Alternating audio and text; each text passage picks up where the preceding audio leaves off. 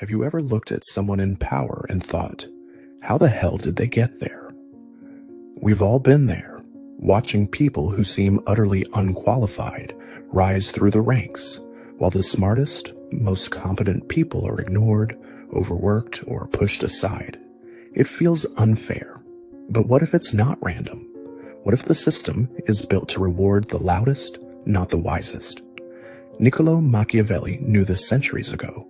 He saw through the illusion of merit and exposed a darker truth. Power doesn't always go to the best. It goes to the boldest. The fool doth think he is wise, but the wise man knows himself to be a fool. Shakespeare said that, but Machiavelli would have agreed. Because intelligence, real intelligence, the kind that hesitates, questions, reflects, often becomes a disadvantage in the pursuit of power. Why? Because our world rewards confidence over competence. Think about it. Who gets promoted faster?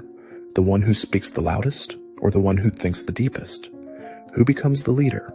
The one who simplifies everything with certainty, or the one who says, it's complicated?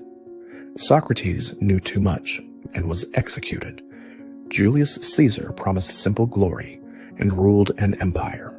Let that sink in. Modern psychology confirms this.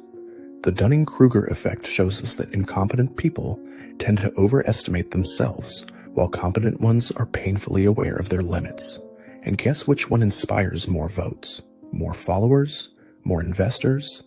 It's not the quiet genius, it's the overconfident fool. From Elizabeth Holmes to George Custer, history is full of examples.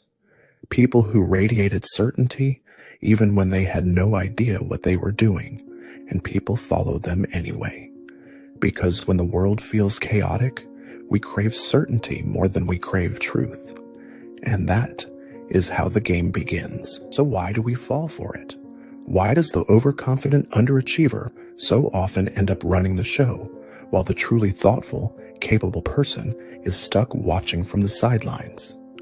Machiavelli had a brutal answer, because appearances matter more than reality.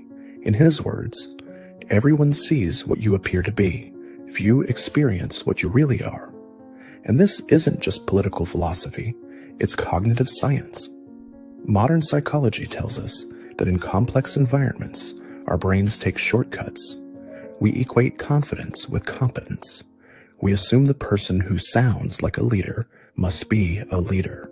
This is why in job interviews, the more charismatic candidate often wins, not the most skilled one. In meetings, it's the person who speaks first and loudest that gets remembered, not the one with the best idea. We reward those who seem certain, not those who are wise. This is called the confidence illusion, and it's everywhere. Studies show that overconfident individuals are rated as more competent, more attractive, and more trustworthy, even when their actual performance is poor. Why? Because certainty feels safe, and safety feels good.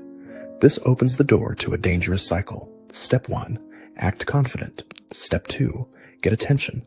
Step 3, be perceived as competent. Step 4, get power.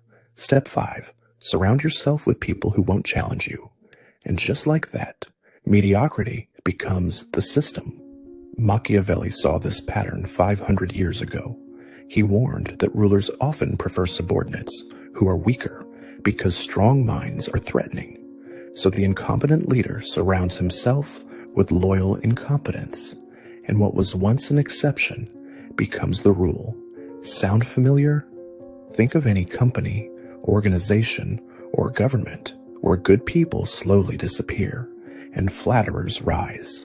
That's not bad luck. That's design. But here's the part that's hardest to accept. We don't just tolerate stupid leaders. We choose them. Why? Because they make us feel certain in a world that's deeply uncertain. When life gets confusing, scary, or overwhelming, we crave simplicity. And intelligent leaders, the ones who see complexity, ambiguity, and moral nuance, are often the last people we want to hear from. They tell us it's complicated. They say there are trade-offs. They ask hard questions instead of giving easy answers. and that terrifies us. Machiavelli knew this too. He wrote, "For the great majority of mankind are satisfied with appearances as though they were realities, and are often more influenced by things that seem than by those that are." In other words, we prefer a lie that feels good over a truth that hurts. And here's where it gets even darker. The more complex the world becomes, climate change, economic instability, global crises, the more we retreat into black and white thinking. Cognitive scientists call this need for closure. It's the mental urge to resolve ambiguity, to latch onto a firm answer, any answer, just to stop the discomfort of not knowing. Authoritarian leaders exploit this perfectly. They speak in absolutes. They offer simple solutions to complex problems. They say, "Only I can fix it," and people listen. Not because the answers are real, but because the certainty feels real. Even worse, studies show the smarter you are, the better you become at rationalizing false beliefs if they support your emotional needs. So intelligence isn't always a defense. Sometimes it's a weapon we turn against ourselves. So if stupidity can rise to power so easily, how do we resist it? It begins with one uncomfortable truth. We are all vulnerable to these dynamics.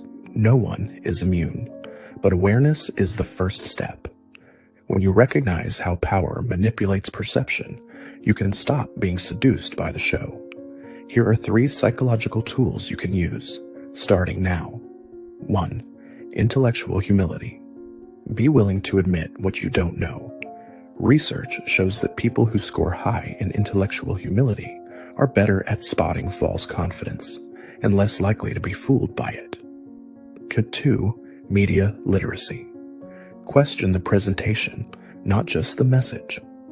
Just because someone speaks with certainty doesn't mean they know what they're talking about. Learn to spot performance over substance. 3. Deliberate reflection. Take time to think, not just react. Slowing down your response helps override the emotional shortcuts that bad leaders rely on. Now imagine if these traits weren't just personal, but built into our institutions. What if schools taught critical thinking instead of rote answers? What if leadership roles required intellectual humility and transparency?